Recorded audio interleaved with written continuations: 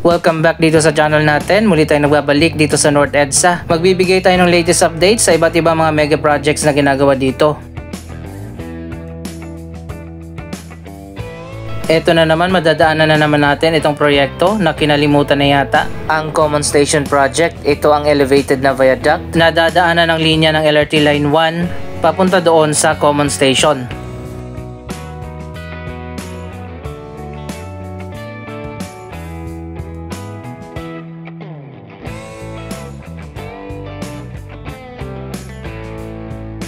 Hanggang sa ngayon, 2024 na, hindi pa rin naidugtong ang elevated na viaduct.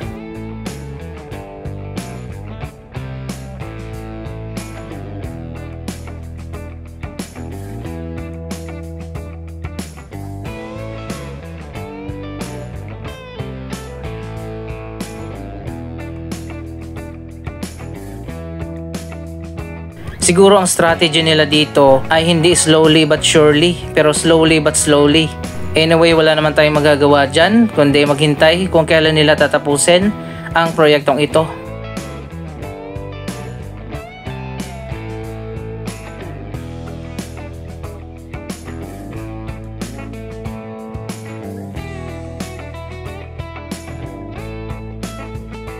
Sa ngayon, dadaanan lang muna natin itong elevated viaduct. At pupuntahan pa natin yung iba pa mga mega project na ginagawa dito.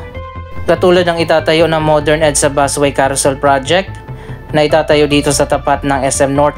Pupuntahan din natin ang ginagawa na MRT7 North Avenue Station, pati ng MRT7 Turnback Guideway Project at ang elevated walkway ng Common Station.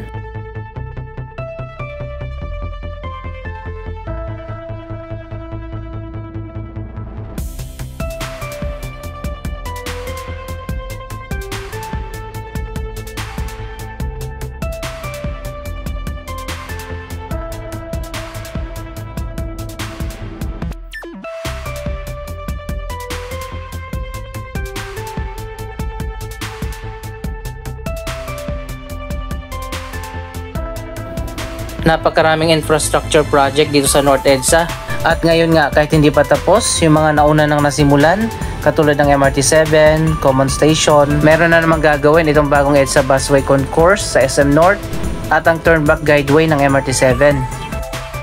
Meron pa palang gagawin yung Trinoma, magkakaroon ng extension dyan dito sa may North Avenue.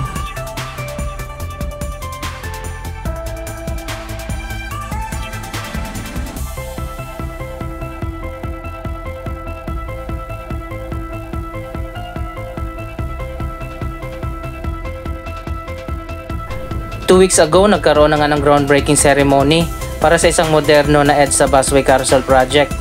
Tinanggal na nga yung footbridge dito na nagko-connect sa SM North Sky Garden papunta dito sa kabila sa may Emerson Building.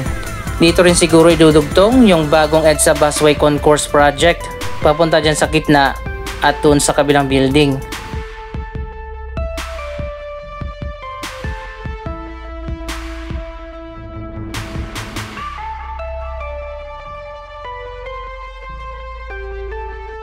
Pero katulad ng ibang mga proyekto dito sa North EDSA, after ng groundbreaking, wala pang ginagawa dito na construction.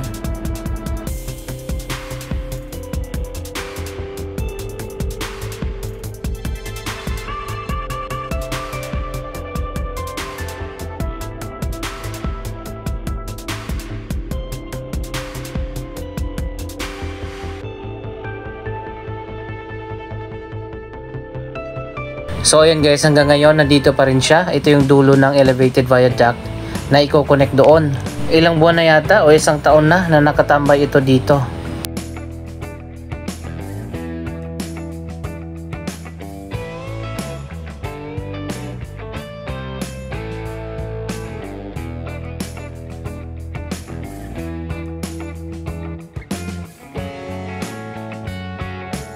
Meron din naman ako nakitang progress kahit papano. Hanggang dito na pala yung nilagyan ng bakal sa gitna.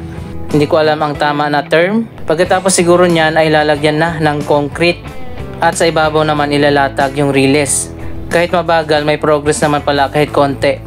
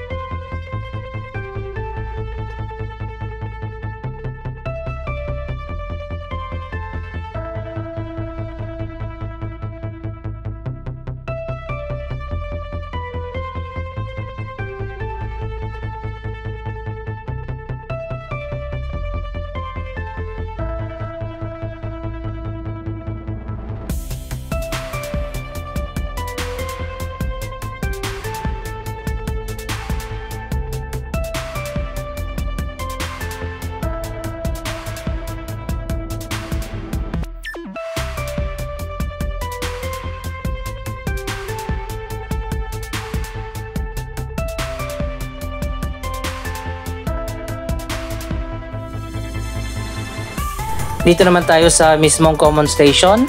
Wala na akong nakikita na mga workers na gumagawa dyan. Siguro tapos na yan. At ang ginagawa na lang ay ang elevated viaduct at ang walkway doon sa kabila.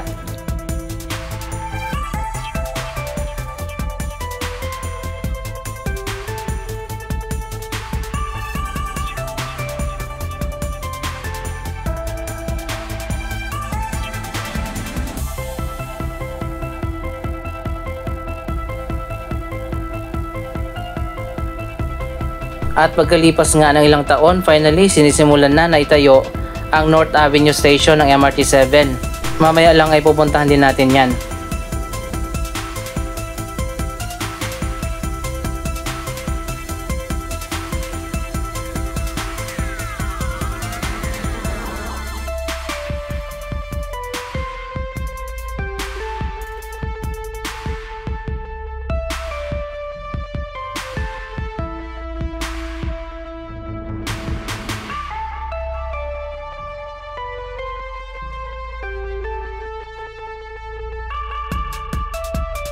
So ayan guys, ito na nga yung mga bagong poste na sinisimulan na itayo. Ito naman ay para sa extension ng MRT7 na magiging turnback guideway ng mga tren papunta doon sa kabila sa West Avenue.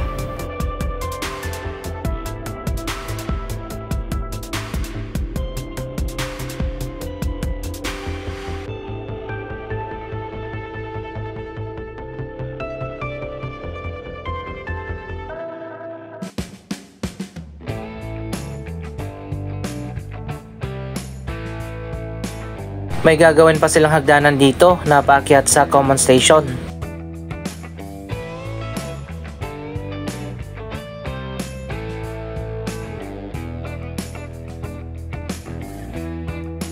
Ito na yung mga tatayuan ng poste para sa turnback guideway. Mula dyan sa dulo ng North Avenue, tatawid yung linya ng MRT7 sa ibabaw ng bagong viaduct ng LRT1 at ng MRT3, patawid dito sa West Avenue.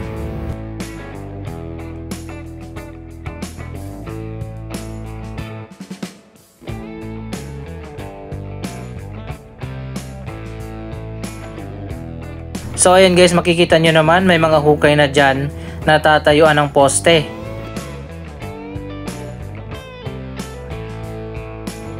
Ang haba pala ng turnback guideway ng MRT7, halos umabot na doon sa may Quezon Avenue.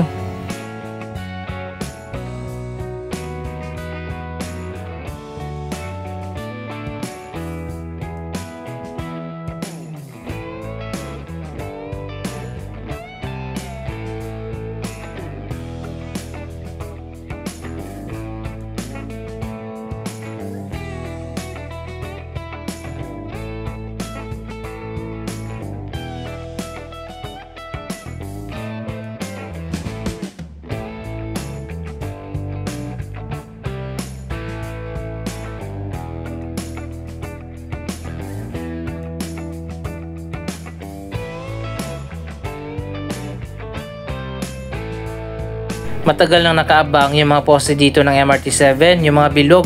Ito naman yung mga bago, yung square. Hanggang dito yata ang dulo ng MRT7 North Avenue Station.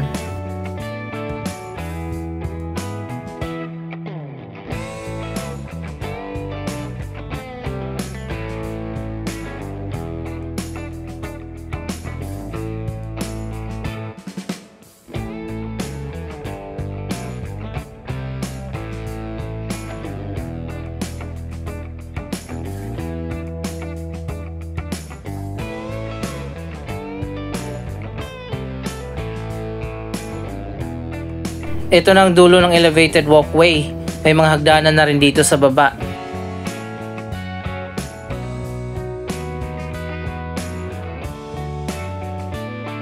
Ito na yung ginagawa na MRT7 North Avenue Station. Mamaya iikot tayo doon sa kabilang side.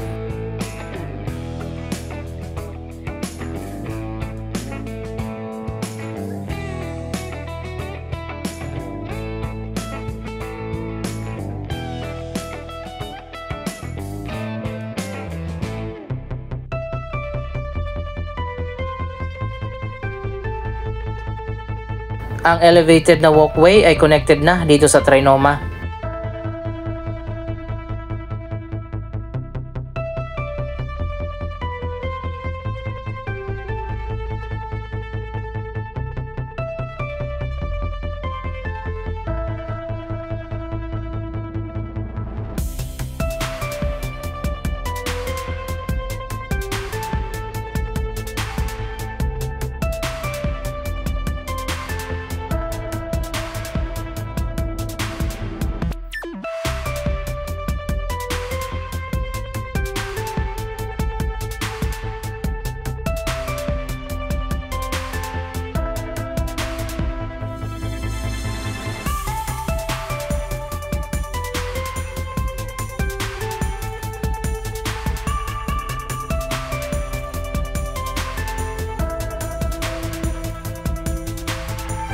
Isa sa mapapansin natin dito sa North Avenue Station, mababa yung vertical alignment.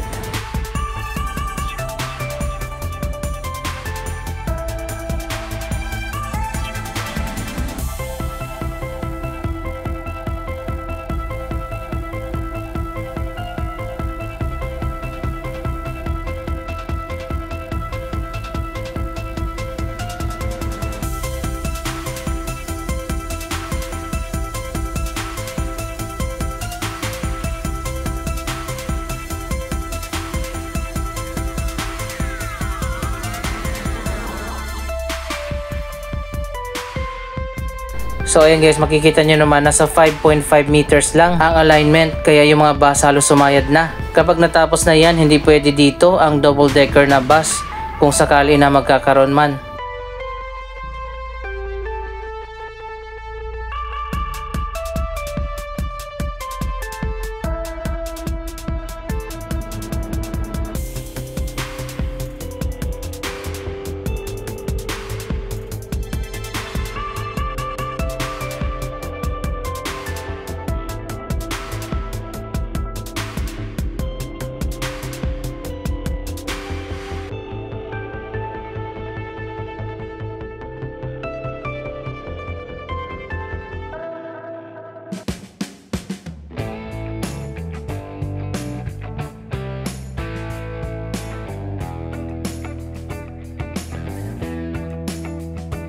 Kapag ganito kababa, magdidilim yung ilalim nito. Parang katulad doon sa LRT2 Cubao Station. Mangingitim din yan dahil may iipon yung mga usok ng mga sasakyan sa ilalim.